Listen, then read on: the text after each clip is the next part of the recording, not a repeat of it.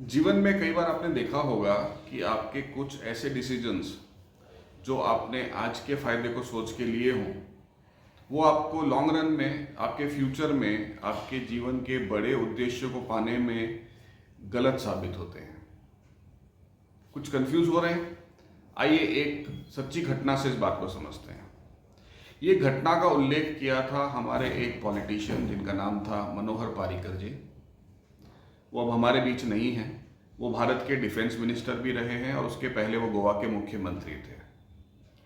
मनोहर पारिकर जी north Goa को belong करते हैं और उनका जो गांव है उसका नाम था पर्रा, जहाँ के वो रहने वाले थे।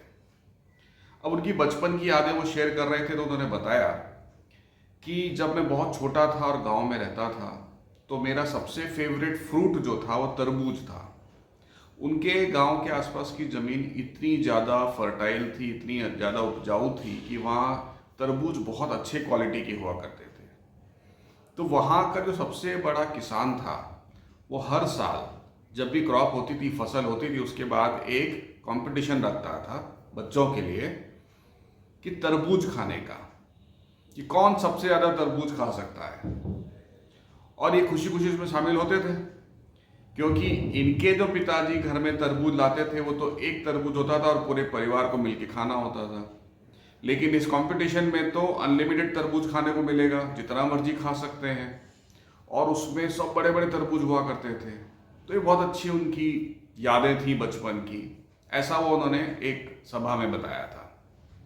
कई सालों के बाद जब उनकी पढ़ाई पूरी हो गई, वो आईआईटी चले गए, उसके बाद उन्होंने अपना कुछ भी काम शुरू किया, फिर वो वापस अपने गांव किसी काम से लौटे तो एज यूजुअल जो उनका पसंदीदा फल था तो उसको लेने बाजार में गए तो उनको छोटे छोटे तरबूज मिले।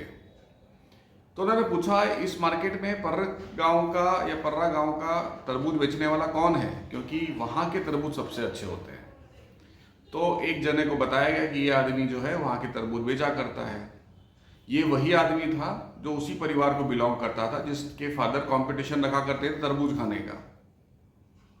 तो वहाँ से वो तरबूज लेकर आए। तरबूज छोटा था तो ज़्यादा अच्छा क्वालिटी नहीं था। वो 3 4 5 6 हफ्ते फॉलोअप करते रहे, लेते रहे वहाँ से तरबूज, लेकिन उनको बड़ा तरबूज नहीं मिला। जनरली तरबूज इतना बड़ा होता है उतना ज़्यादा मीठा होता है, रसदार होता है।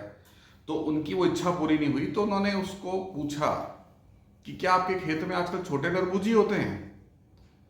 तो उन्होंने बताया हाँ छोटे ही होते हैं। तो चूंकि मनोहर पारिकर साहब काफ़ी इंटेलिजेंट थे, आईआईटी ग्रेजुएट थे और उनको काफ़ी सब्जेक्ट्स में नॉलेज थी, जेनेटिक्स में भी उनकी काफ़ी रुचि थी। तो उन्होंने एक्सप्लोर किया कि इस खेत से तो हम बड़े बड़े तरबूज खाया करते थे, तो आजकल ये छोटे छोटे तरबूज कहाँ से आने लगे। तो उन्होंने जब पिछले कुछ सालों का 7 8 10 साल का जब पूरा उन्होंने एनालिसिस किया तो एक बहुत ही चौंकाने वाली बात सामने आई। उन्हें याद आया कि जब वो छोटे थे और जब वो कंपटीशन होता था तरबूज खाने का तो उसमें 2 शर्तें हुआ करती थी। एक शर्त ये होती थी कि जो भी बच्चा तरबूज खाएगा वो तरबूज के बीज को नहीं खाएगा, उसको वो सारे बीज वहां पे पास में एक जो पॉट पड़ा है उसमें डाल देने।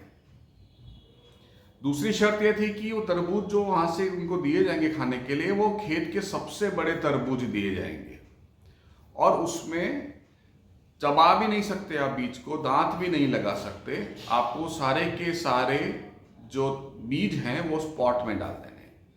अब वो किसान क्या करता था, उन्हीं बीजों को अपनी अगली फसल के लिए यूज किया करता था। तो अगली फसल में फिर से उन्हें बड़े तरबूज मिलते थे।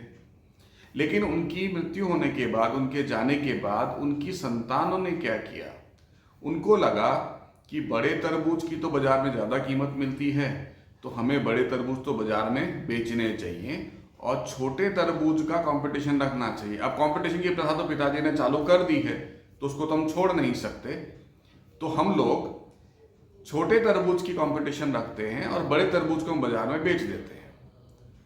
अब प्रथा चलती रही, बच्चे छोटे तरबूज खाते रहे, छोटे तरबूज के बीज इकट्ठे करते रहे और उन्हीं बीजों को उन किसान के बच्चे वापस से अगली फसल के लिए यूज करते रहे। ये दौर चलता रहा।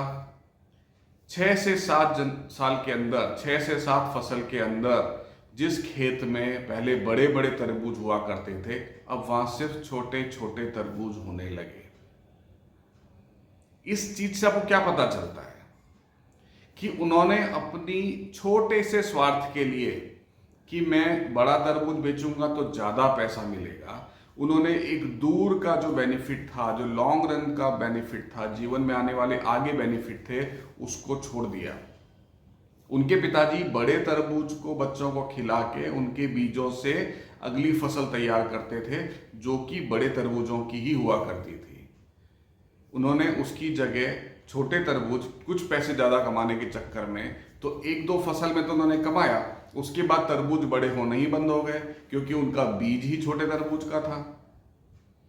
तो लाइफ में जब हम आगे बढ़ते हैं, कभी कुछ करते हैं, तो कई बार हम लोग शॉर्ट टर्म डिसीजंस ऐसे गलत ले लेते हैं जो हमारे लॉन्ग टर्म गोल्स को अफेक्ट करता है। ये चीज़ आपकी पर्सनल लाइफ को भी अफेक्ट करती है, ये चीज़ आपकी प्रोफेशनल लाइफ को भी अफेक्ट करती है, ये चीज़ कॉरपोरेशंस को, कंपनीज को, ऑर्गेनाइजेशंस को भी अफेक्ट करती है। आज के स्वार्थ में, आज के लालच में, आज की चीज़ को ज़्यादा पाने के चक्कर में हम बड़े जो फ्यूचर के हमारे बेनिफिट्स हैं या जो हमारी कोर वैल्यूज़ हैं, जो हमारे जो बोलते हैं ना कि किसी भी कंपनी के कुछ चीज़ें होती हैं जिसको हम फॉलो करते हैं, हमारे वैल्यू सिस्टम को हम डिस्टर्ब कर देते हैं।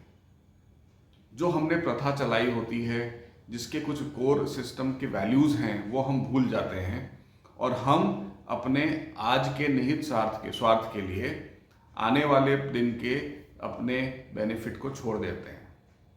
लेकिन ये पता कब चलता है? बहुत समय जाने के बाद, और तब तक चीज़ ऐसी हो चुकी होती है जिसको वापस से रिवर्स नहीं किया जा सकता। वापस से आप पुरानी स्थिति में आना आपके लिए लगभग असंभव हो जाता है। अब अपने आसपास देखिए, अपने समाज में देखिए, अपने जीवन में देखिए, कई जगहों पे आपको ऐसा होता हुआ दिखेगा। कई जगहों पे हमने आज के लालच में या आलस में हमने हमारी कस्टम्स को, हमारे सिस्टम्स को छेड़खानी करी है, उनको हमने डिस्टर्ब किया है, हमने उनको चेंज कर दिया है जस्ट कि हमारा आज का कन्वीनियंट काम हो जाए, कल की कल देखेंगे। उस चक्कर में हमारे धीरे धीरे धीरे जो समाज के कस्टम्स हैं, सिस्टम्स हैं, वो लुप्त होते जा रहे हैं। आने वाली जनरेशन्स तो उसके बारे में जानती भी नहीं है। क्या हम एक अच्छा समाज बिल्डअप कर रहे हैं? क्या हम अपने आने वाले जनरेशन्स को एक अच्छा फ्यूचर या आने वाला कल उनका अच्छा बना पा रहे हैं? ये एक गंभीर सोच का विषय है।